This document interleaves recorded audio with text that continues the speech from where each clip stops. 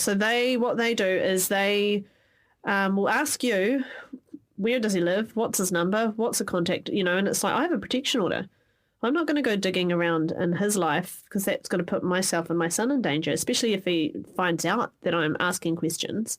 So, I don't know. And when they're like, well, you don't have to tell us, but it makes it harder for us. So if you've seen the Netflix series Made, you know just how much paperwork there is when you're a single mum and you want the government's help. It can feel like an endless loop just to get the money you thought you were entitled to, like child support. And sometimes you're even asked to help track down the person who owes you that money yourself. How's that fair? From Duff and Bird of Paradise, this is Tell Me About It, the podcast that takes you behind the scenes of our reporting on gender issues. To hear the voices at the centre of our stories. I'm Kirsty Johnston, and I'm a reporter at Duff, specialising in the justice system. I'm Michelle Duff. I write about issues that affect the lives of women and children. Both of us spend way too much time thinking about all the ways the system's rigged against women and minorities. We've been seeing it in our reporting for years, and now we want to share it with you. And I'm Noelle McCarthy. I'm a broadcaster and a writer, and I produce this series. No mai haere mai, and welcome to episode 4. Today we are talking about child support. Michelle, this is a little pet passion of yours. Why did you get into writing about this? So I have a friend, a single mum, who for years had been struggling to get her child support from the father of her 2 children that she was entitled to. And I have watched her through the years sort of struggle with paying bills and being able to afford things for them, including food. And I thought it was just really unfair. And so I started asking some questions. And it turns out that this is not an isolated incident, that for a lot of people that are meant to receive child support, which is usually women, they have a really hard time. And they're sometimes asked to find the people themselves. Yeah, this is one of the examples of your reporting, and I've had it with both of you, Michelle, where I feel like I've been living in a sort of cocoon of privilege, not having any idea about our system in New Zealand. I mean, I didn't even know that if you're on a benefit, then the state actually is entitled to take your child support. And I think that's part of the story of the person we're going to hear from today. Yeah, well, I didn't actually know that until I started looking into it. Yeah, so if you're entitled to a benefit, then the state takes the portion of child support that is meant to be for the upkeep of your children and they use it to pay off your benefit. So that's something that happened to Sarah, who we're going to be hearing from today.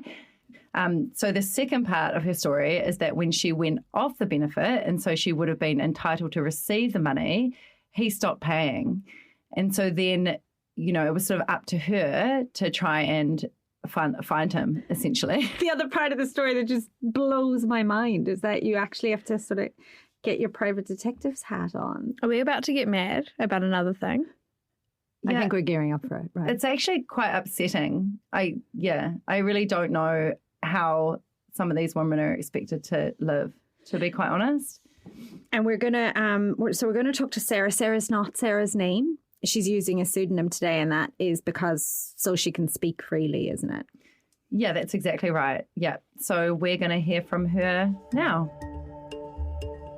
Yeah, so I was working full-time in a very good paying job, and I met my ex-partner who became my son's father. We had a bit of a whirlwind quick relationship that ended up in a pregnancy. And so when I met him, he told me he worked full-time and that he would get up and he would go to work every morning and he would come home with work stories. And when I was 5 months pregnant, it turned out that that was all a lie. He did not have a job. He was drug dealing. So the relationship got very abusive very quickly. And so I had to, after giving birth, get a protection order and a parenting order. And the stress of trying to be a single mum and work I had a cancer scare and my son needed grommets. The decision was made. I just was like, okay, well, I'm not going to work. It just doesn't benefit me trying to work full time. So then I went from quite a good paying job to a single mum on the benefit. And so he'd actually managed to get himself a job in that short amount of time. So I was thinking, yay, because the benefit, I think, was only paying So my rent was $275, and I think after all the bills, I had $35 left over, or $40 for shopping. And How do you even survive on that? You sacrifice everything. You sacrifice driving your car, and you sacrifice meals. So you only have like maybe one meal a day to make sure that your child can have formula. You rely on family if you can. You make decisions like, am I going to buy nappies or am I going to buy tampons? So, yeah. And you How do you even make that decision? Well, I guess for me it was putting my son's needs before my own. And I didn't know about things like food parcels because I do social work, but back then I did early childhood. And I wasn't aware of that. I didn't know that those existed. How old was your baby at this stage? 1. Okay. Yeah, so so he turned 1, and then I think he was about 18 months when I went on the benefit. Yeah, and did you leave your ex before he was born? No, he was just turned 1 year old. So you stuck it out, even though you knew he'd been like lying and stuff? I didn't want to stick it out, but when you're with someone who's very, very violent and will stalk you, they kind of weasel their way back into your life. So we got him removed from the home, and then I came home from work and he'd broken back into the home and moved all his things back in, and basically was like, I live here, you can't tell me not to. And it wasn't until the police turned up again, I think we had 17 police family harm call-outs, most were neighbours calling, that the police said to me, next time you come, you'll be living in a body bag. And that really, really resonated with me. And it was like, okay, I was like, how do I stop him coming back? And so they put me on to Women's Refuge. And then he broke back into my home, and I went down to work and income in tears. Like, I don't know what to do. He keeps breaking into my home. And they got hold of Women's Refuge and got the worker to come and meet me there. And it was at that point that she's like, right, we're getting you a protection order and a parenting order. And that's what got him out, and so he couldn't come back. What's a parenting order? So it's like day-to-day care. So the protection order says that, so I had a non-contact, which meant he was not to contact me for any reason. Not if a contact protection order means you can have contact, but they're not to abuse you. And if they do, they can be breached. A parenting order grants through the family court day-to-day care of one or the other parent that's going for the parenting order, or family member. In my case, it was full day-to-day care was granted to me because he was not seen as a safe person for my son to be around. And that was a 2-year in and out of court saga to get that done. And that just meant that I was responsible for him. And when he had his supervised access, it meant my son had to be returned to my care. Without one, it meant that if he took him out to the park, he could choose not to bring him back. And there was nothing in law to say that he had to be returned. He had to come back. Did you say that your little boy was sick as well? Yeah, so I had a cancer scare, and at the same time he was getting ear infections every couple of weeks and needed grommets. So we were in and out of hospital for both of us for quite a period of time.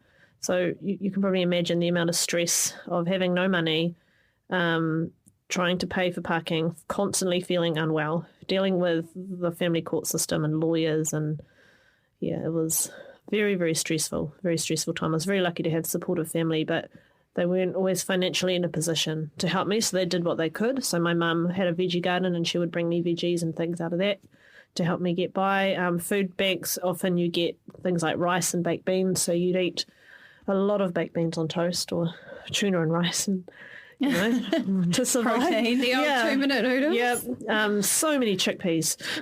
Oh God. Yeah, and canned tomatoes and stuff, and you just, and I couldn't afford the internet, so it's not like I could Google recipes. So you just kind of make it up, or if you were at someone's house with the internet, you would then try and get some recipes. Wait, how long ago was this? Because I feel like at this point the internet's basically like a human right. Yeah, like, yeah. How do people?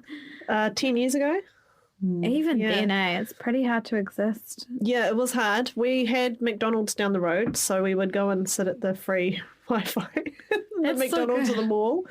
Yeah. And luckily that was walking distance. But it would even be things like trying to buy toys and things for my son. So we'd use the secondhand shops, and we spent a lot of time at the Salvation Army. They did like one meal a night for a gold coin, and you'd get like lasagna or roast chicken, and so we'd What for a was really the, good meal we'd go there. What was the impact of that on you, feeling like you were the recipient of charity or that kind of thing? Like, was that difficult for you? Yeah, that humbled me really quickly. So I went from 10 years ago, I was around 65K, which was great money back then, to, I think the benefits was back then like 32K a year, maybe. Yeah, so it humbled me very quickly. The life that I was used to living wasn't. But even with him, he was very financially controlling, but he loved food. So there was always good food in the house, or there was, we had the internet, and there was some luxuries, what I would consider when I was on the benefit, those were luxuries. Yeah, so it was definitely a struggle, and it was extremely frustrating because I assumed because he was working that the child support would come to me. But it didn't? No. So I remember knowing that because you get paid once a month on a certain date, and I remember being so excited I was going to check my child support, I was going to check my bank account, and I'm going to have this, I think it was $250, and that was going to be amazingly helpful. I think I was going to do a big shot and that was going to be me for the month, and then it never came. Then I rang IRD and I was like, hey, my child support. And they were like, no, it goes to the benefit to offset it. I was like, well, how's that fair? That's my money. And in fairness, it sounds like neither of you knew this would happen. Like, he didn't know that either. I don't know what he knew, to be honest. Soon, when he was paying wins, he was consistently paying. And then when so I'd moved, and by the time my son was about 2 and a bit, I started working full-time with a social service agency. So then I was entitled to the child support again.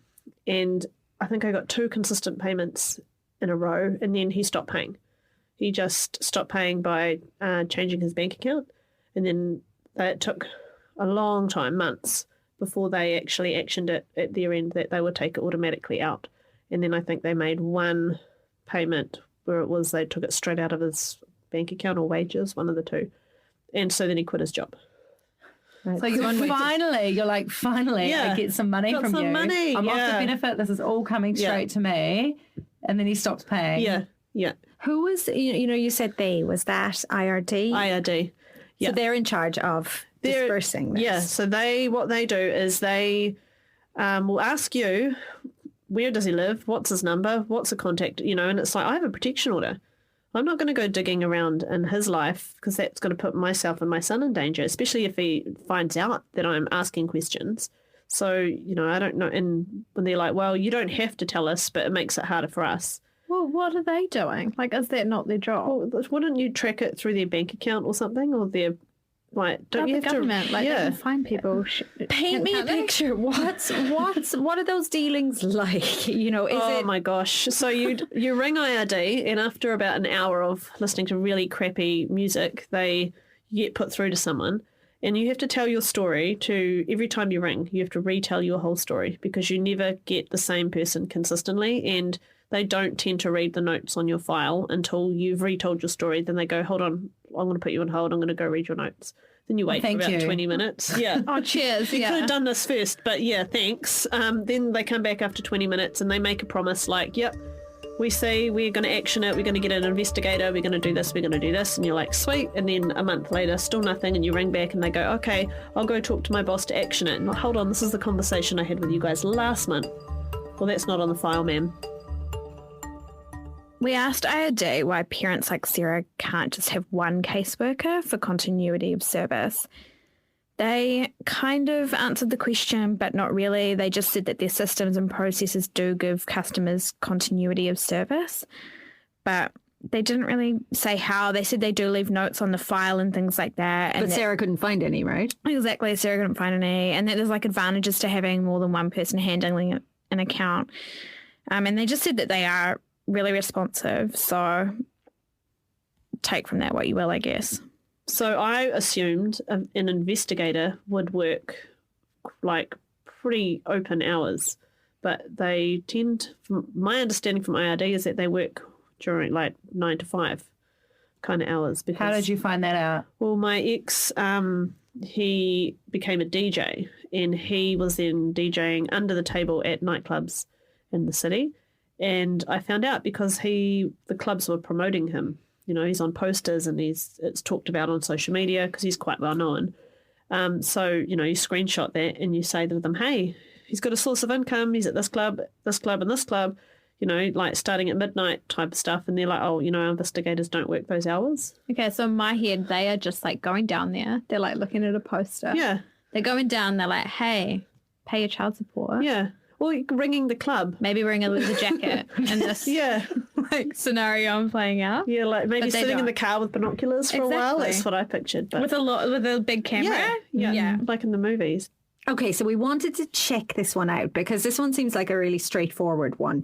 We asked IRD what their investigators do in a situation where the parent who owes child support money might be DJing.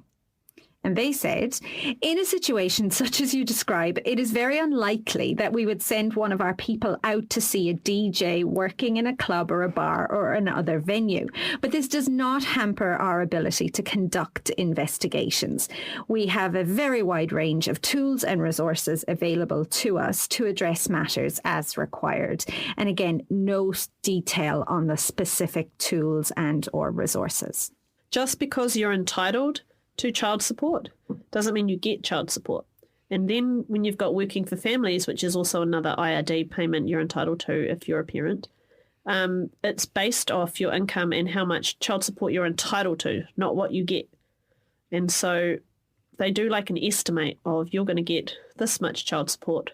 And then they do like this end of year calculation. And if you've missed out on child support, it really gets messy because you know, you're entitled to it, but you didn't get it. Yeah. And I've had it where IRD have then turned around and said, oh, look, you underestimated or something, so we've got to put this payment on hold and we've got to recalculate. And then they estimate lower, and then I start getting child support. And at the end of the next year, it's, oh, no, you're overpaid. So what happens then? Then they literally, they say, oh, you owe us money or you're not entitled to the last 3 payments of working for families at the end of the year. I bet when you owe their money, they pretty quickly Oh, yeah. track you down. Oh, yeah. It's amazing how fast IRD can find you when you owe them money. And that's pretty, that scenario that you just explained. So I think what it means for a lot of families is that because their income includes their unpaid child support, they get on a week for week basis, they get less working for families tax credits. So every week they're short because the state assumes they're getting their child support When actually they're not. And then at the end of the year, when they tally it all up, IRD might be like, oh, wait, we see that you didn't get your child support. So, like, here's a lump sum.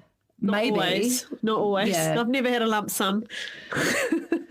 Do you think IRD, you know, your situation, Sarah, was that when IRD was saying to you, you know, if you could give us any details, that would really help. Were they aware of the nature of your relationship, you know, that there had been protection orders? It's on their file, whether or not they read the file. It depends on who you're talking to, but I would tell them. Well, this is the problem with women having to chase up the man, the person who's responsible and who could be their abuser. Yeah. Any contact with IRD that gets back to that abusive person is like a red flag. Yeah, it's like a red rag to a bull, right? Yeah. That's what abusers want. They're like, oh, she's there. Yeah. Look, I think it just demonstrates a real lack of understanding. Leanne Inder is the CEO of Birthright, an organisation for single parents that helped Sarah when she was on the benefit. Couples break up for a reason, right?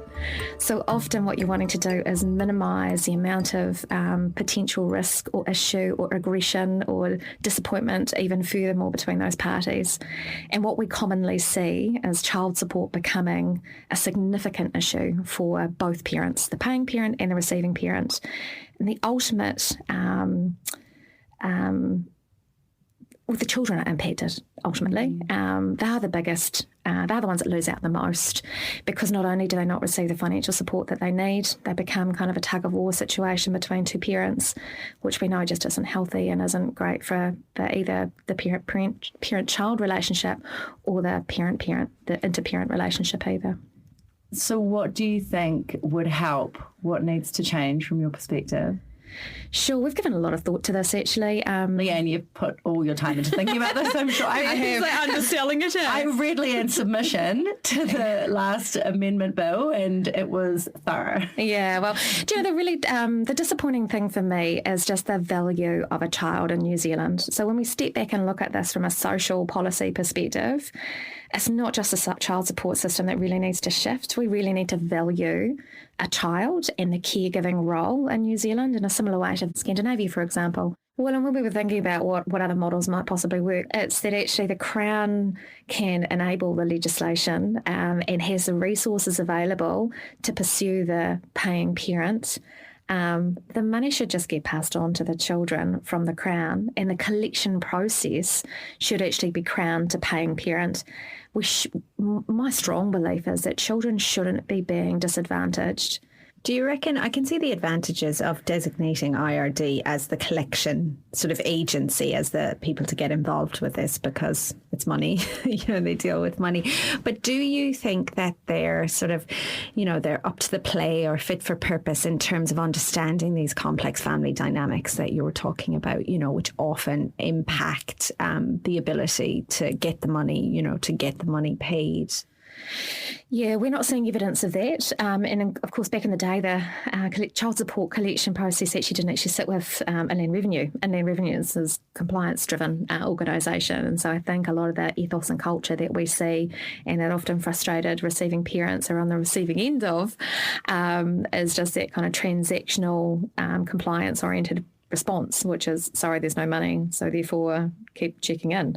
This child support used to actually sit with the equivalent of MSD nowadays. But I think that sitting with a social sector agency would probably fit better because there's quite a lot of dynamic and quite a complexity in some cases, particularly where domestic violence exists. And what we see is that the non-payment of child support is just another form of domestic violence in terms of the financial domestic violence. Can you elaborate on that? Yeah. What's involved in that sort of violence? Domestic violence obviously takes a lot of forms. What we more commonly know in societies obviously is a more physical component to that. But there's often a combination of methods used by an abuser to ensure that they are continuing to control their partner. And one of those mechanisms is around financial abuse. So the non-provision of child support means that they still have control and can still have power over their victim. We tried a private arrangement, and so we did this. In the first month it was great, and then the second month it was a bit toesy, and then the third month there were, what's the word I'm looking for, demands. So if you want this, I want that, I want receipts, and it just became like a power and control thing. So if I'm giving you child support, I'm not going to put it in your bank account. You have to come and meet me. I want receipts. How much money are we talking? Is this the sort of couple of hundred a month? It was about $100 a month. So for $100? Yes. So $100, I have to go out of my way to meet him when he tells you the day and time. Doesn't matter if you're working or not. It's what's convenient to him.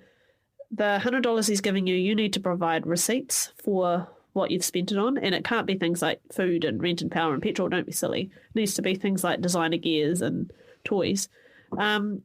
And he wanted access to our social media to make sure that we weren't putting anything up. Going to Bali. Yeah, going to Bali or putting anything up about On the $100. Yeah, on the whole $100. That's really cheap. Yeah. So, and at that point I said, nah. And so I ended the private agreement and enforced the protection order again and said, no, back to private. So we asked IRD about how they deal with situations like Sarah's where there's a protection order in place. Here's what they told us in an email. Our child support customers' lives are often very complex and their situations often difficult and highly emotionally charged. So our people are trained to handle all of the different sorts of issues and problems that they come across in dealing with customers. They didn't give us any specific details of the training or say if it was domestic violence related, and Sarah didn't see any evidence of that. It really feels like he still has some form of power and control because he can choose if he pays or not. And he knows that, male, the paying parent, because it's not always a male, the paying parent knows that by not paying, it will have a detrimental effect on the other parent and the child. And it is a form of power and control that they have. It's the only, for some paying parents, it's the only form of power and control that they have left. So that they use that because there's nothing else. And we somehow in New Zealand, especially for people that have been abused, there needs to be a better system to stop that. There just has to be, because it's really re-traumatizing for women that have to basically be on the phone to IRD every month and retell their story. We asked IRD what their policy is on dealing with economic harm and domestic violence. Here's what they said. The aim for all of our training and preparation is to make sure our people can work with customers to address their particular issues and get the best possible outcomes in all situations. So my interpretation of that is like, is there a policy or not? It doesn't seem like there's a policy, and families are still struggling without money they're entitled to, and basically IRDs aren't answering the questions, which happens all the time in journalism, and it doesn't make it any less frustrating. Can I ask you, was there any one person or one time where someone really made a difference? Were there like any one moment where you feel like... I think that would have been Birthright for me. I'm going to name her Nina. She came into my life at at my absolute lowest, and like she treated me like a human, and I think that was what I needed. And she was the most gentlest, most loveliest person you'll meet. But man, if you were IRD or wins and you crossed her, I feel for you. and she would advocate, and she was never disrespectful to anybody, but she would advocate strongly, and it made me feel absolutely like, wow, I am worth something. This person is telling them off for me, and making sure that I am able to feed my kid. And she actually inspired me to do social work. So that's why I am now in this role. And I actually had the pleasure of working with her for a short period of time, which was absolutely amazing when you get to work with your mentor, which was, and watching her make a difference to other families, which was, really empowering. But she was absolutely I remember she just came into my life, and I remember just being like, hope. Yeah. Yes. Hope your name is Nina. Yeah. 0800 Nina. Nina. Or Sarah. Yeah. And the first thing she said to me is, you're doing a great job. And I remember I just cried, because it was, you don't hear that very often. And that actually means so much as a mother, eh? Yeah.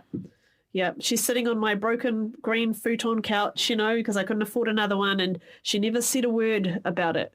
She never accepted tea or coffee because she knew that might be milk that I need for my son's formula or something, but she'd bring it. She would bring me, I bought this extra pack of biscuits, or I bought us some coffees or something. And when you don't get luxuries like a coffee and someone brings you like a cafe coffee, oh my God, it's like, wow, and she's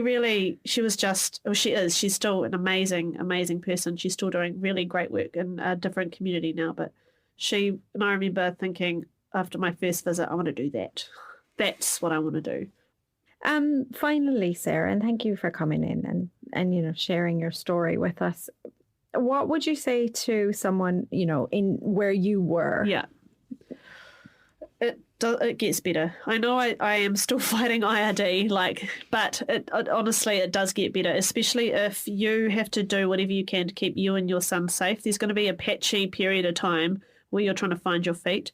But if you get stuck, there are so many community agencies out there that you can ring up and get some support from, and that they will advocate for you and support you to be heard with government agencies if you feel you're not being listened to, and to just bring you food parcels and to help you make goals. I was a single mum on the benefit that was navigating protection orders, and he's breached 19 times. And it was so many times I almost got to the point where I wanted to give up. But I had really lovely support people, Birthright, and some amazing case managers at WINS that actually listened to me. I wish we could have the same ones every time. But, and then it does get better. Sometimes you just need someone to help you guide the system. Like they're a bit of a flashlight for you. And then eventually you'll look back and you're like, well, if I can survive that, I can do anything.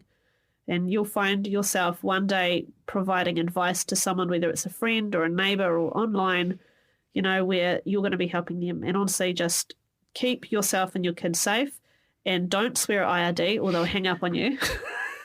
Excellent advice. Yeah, all wins. And they put notes on your file. So we don't do that. It takes a long time to clear those notes. It's sweary. Yeah, so you don't get jobs at IRD when you apply for them if you've sworn at them on the phone. So don't do that. But ask to speak to their manager. Ask for them to explain it. Ask for them to clarify. Ask them to send you policies. You are entitled to that. You're entitled to know what your file says. You're entitled to know what you're entitled to. You're entitled to know, or they're not allowed to tell you where he lives or what his job is, but you are entitled to know the breakdown of why that's the amount you're getting paid. And you are allowed to be asked for a new calculation if you don't think it's fair. So ask questions. Google, find there's benefit rights and stuff that will help you. Just don't give up. The systems are not in place for humans. The systems are in place to make technology and computers and things, do their thing. They're not here for us. So it's a very hard system. But if you don't understand, reach out to community organisations and even Women's Refuge. If you're in a relationship which isn't safe, ring them. You can ask them to meet you at the police station. You don't even have to leave your relationship to get supported from most of these community organisations. They can help you while you're in it. But yeah, that would be my advice, is just ask for help, ask for clarification, and just keep asking until you get results. Thank you, Sarah. Thank you for being one of the lights. Thank Amazing. you. Find a Sarah. Yeah, find a Sarah. Oh, 800 Sarah. Every fan needs a Sarah. But maybe we can put these links, of these links in our stories. When we put our stories up. Yeah, Yeah. definitely. Thank you very much for having me. No, thank you. Thank you so much to Sarah for coming in and sharing her story with us. I know that it's made an impact. I was really shocked when we put those questions to IRD, Michelle, and we got that response back, which didn't have any specificity or any details of any of the policies or training that they were talking about. Welcome to my world. Were you surprised? I was unsurprised.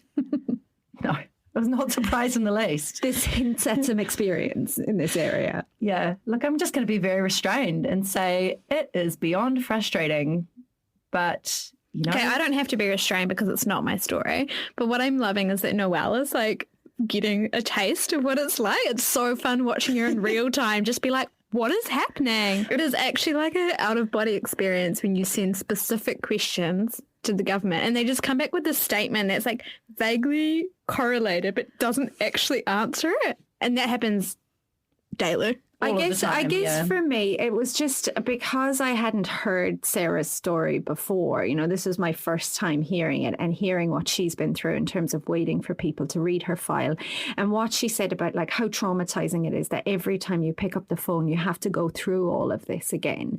And maybe I'm an idealist, but I just thought people would care. Yeah.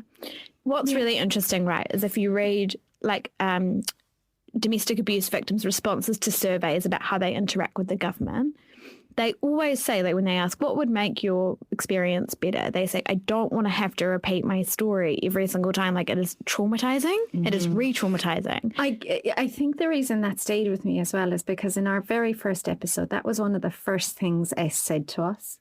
She said that and this was an episode about sexual violence, right? If you haven't heard it, you can go back and listen. But she talked about having to repeat her story and getting called from different people all the time. And it just seems like a really simple thing that we could be doing in a systemic way, not to traumatize people more. Just have their story there on the file in a restricted manner with a big red flag being domestic violence, there you go. Perhaps you don't want to ask unnecessary questions that someone else has already got an answer to. Perhaps. All right, so next week, it's coming up to Christmas. And we've got a Christmas story. Well, it's not really a Christmas story. It's a birth story, though. I've written so many great lines for this, and you've deleted them all, Noelle. I had so many good jokes about Mary and Joseph. No room at the end. I really just kind of think I just want to break into a Christmas carol right now. So I won't though. Okay, so thank God we're not.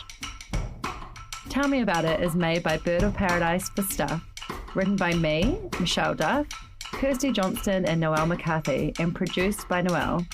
Carol Hirschfeld is our executive producer for Stuff. And all of our engineering and audio production is thanks to Nicole, Simon and Phil from Matrix Digital in Wellington. Additional editing and soundscaping by Sam Scannell for staff. Our music is with kind permission from Tammy Nelson. Thank you, Tammy. And Tell Me About It was made possible by funding from New Zealand On Air.